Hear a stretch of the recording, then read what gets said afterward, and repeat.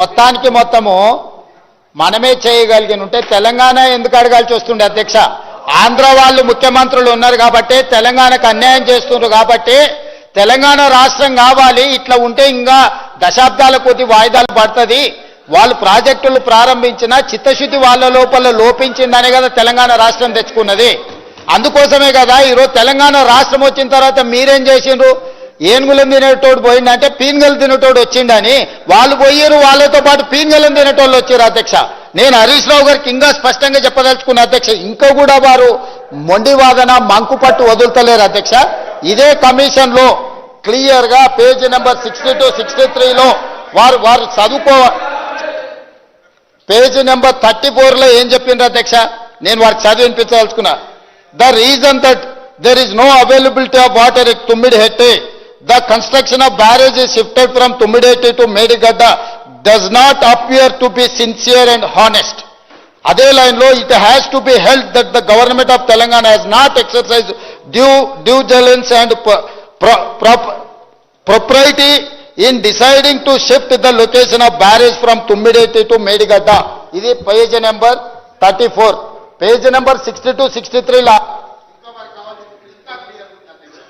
ఎందుకనంటే వారు మరి రిపోర్టు చదివి ఎవరు చదవారనుకుంటారో, చదివినా ఎవరిని చెప్పనీయకుండా అల్లరి చేస్తామనుకుంటున్నారో నాకు తెలియదు.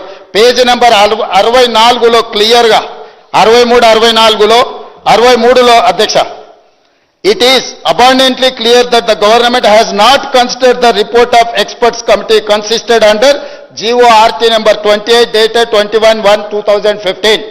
అంటే వీళ్ళు నియమించిన రిటైర్డ్ ఇంజనీర్స్ కమిటీ ఇచ్చిన రిపోర్ట్ను వీళ్ళు ఎక్కడ కూడా పట్టించుకోలేదని చెప్పడమే కాకుండా, thus by suppressing this report they facilitated to construct barrage at Medigadda and they indulged in this malicious act at the cost of huge public money and putting the economy of the state at stake.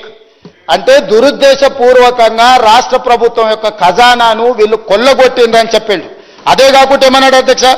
The omission to consider the report of the experts committee cannot be inadvertent of or accidental also for the reason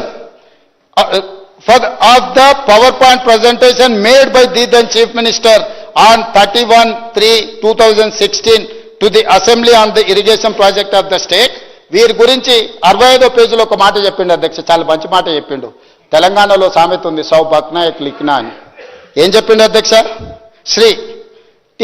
Harish Rao has not denied in his evidence